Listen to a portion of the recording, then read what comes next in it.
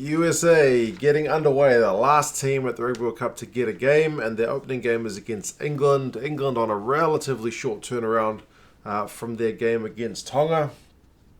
So I guess, Eddie Jones has talked about their focus being squarely on the USA at this point when they were kind of asking him questions about what was going to happen in the tournament. Next game is the USA.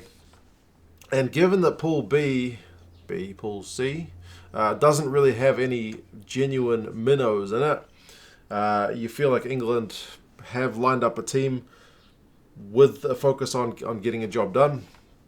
They're not going to be taking the USA lightly. The USA did manage to beat Scotland, was it a year ago? Scotland played a really much changed side over in the US, so it was an away game. But yeah, they'll be slightly wary, but still confident that they can go ahead and get a bonus point win.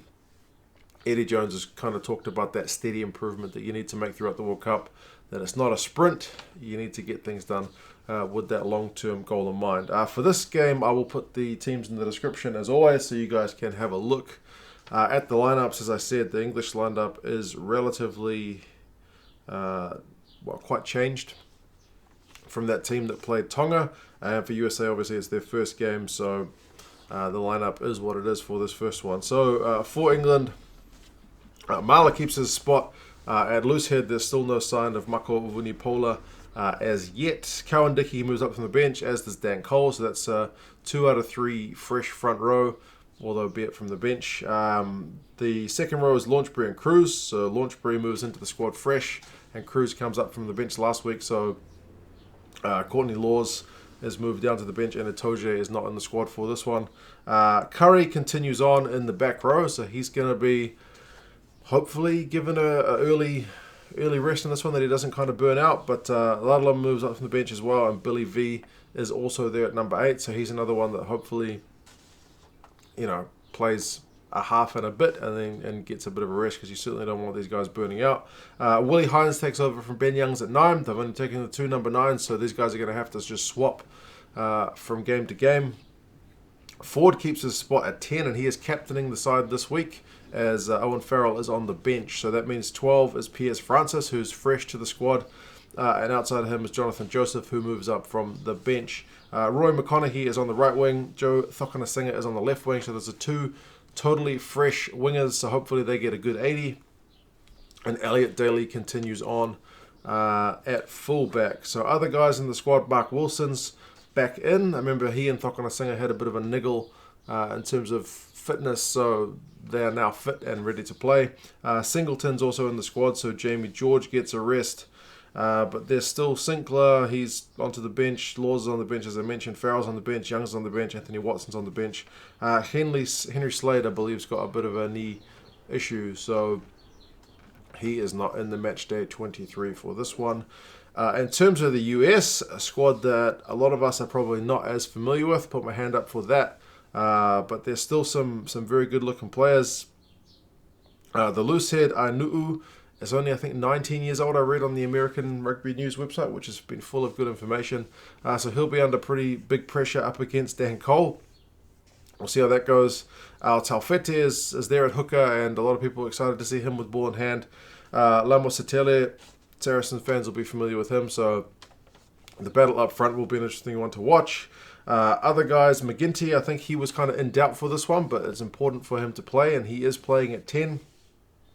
Marcel Braki, if you've watched Super Rugby back when the Force were in it, he'll be familiar to most fans as well.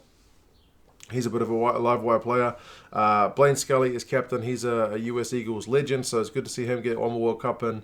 And Will Hooley is there at 15. But yeah, you guys will have to give me some insights into that rest of that American squad, as a lot of these guys are playing Major League Rugby, and it's a league that I don't get to see as much of, if any of, as I would like. I do get to see the odd little bit of highlights, but it's rare, which is on me, but that is what it is. So any insights appreciated.